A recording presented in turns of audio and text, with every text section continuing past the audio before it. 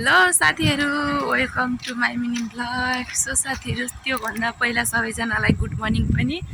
आज बिहानको मात्र 6 बजे राति नि। सो साथीहरु, मात्रै धोएर हिँडेको मैले हैन। आज चाहिँ हाम्रो रोपाइ छ नि त खेतमा, त्यही भएर म आज बिहानै हिँडेको। अब रोपाइ भएपछि छिटो छिटो उठ्नु पर्नु त साथीहरु। म 7 बजी भन्दा उठ्दैन थिएँ साथीहरु। सो सबैजनाले लास्टमा भिडियो हेरिदिनु होला। अनि आज म जे काम गर्छु साथीहरु हजुरलाई सब देखाइदिन्छु के कस्तो लाग्छ। कमेन्ट गरिदिनु होला साथीहरु। राम्रो भए पनि नराम्रो भए पनि साथीहरु, म खेतमा चाहिँ आइसकेको छु। त्यहाँ हो, त्यहाँ भ्यू काटे हाम्रो मम्मी हुनुहुन्छ, हेर्दै जाने। म देखाउँछु हिजो भ्यू काटेको साथीहरु। हाम्रो चाहिँ यही हो भ्यू पनि काटिसकेको छैन। 2 दिन लगाएर काट्दा वाक्क लागिरहेछ यो भ्यू। पारी खोला पारी साथीहरु, त्यहाँ लगेर रोप्नु पर्ने हो हाम्रो चाहिँ। म देखाउँछु साथीहरु। अब यो भ्यू लिएर जान्छु म। म चाहिँ भ्यू लिएर गएँ, धेरै त सक्दैन नि, भाइले बोक्छ हाम्रो त भ्यू। आज चिसो छ, पानी पर्न लागिरहेछ साथीहरु।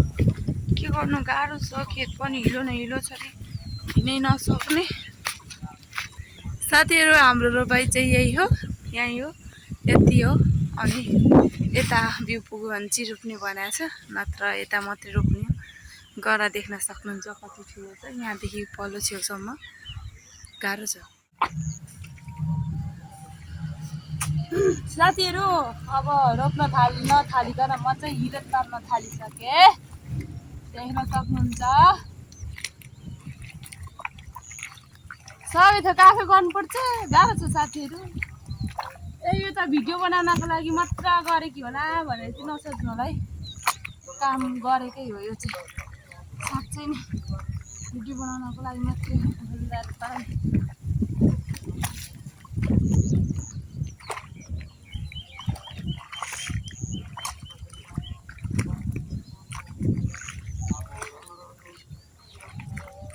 यो चाहिँ बाउसे भन्छ साथीहरु, बाउसे। यसलाई मिलाउनुलाई, हिलो मिलाउनुलाई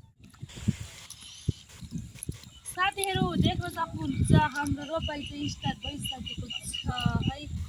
भिडियो बनाउने मान्छे नभएर मात्र हो मैले त्यो मिलाइवरी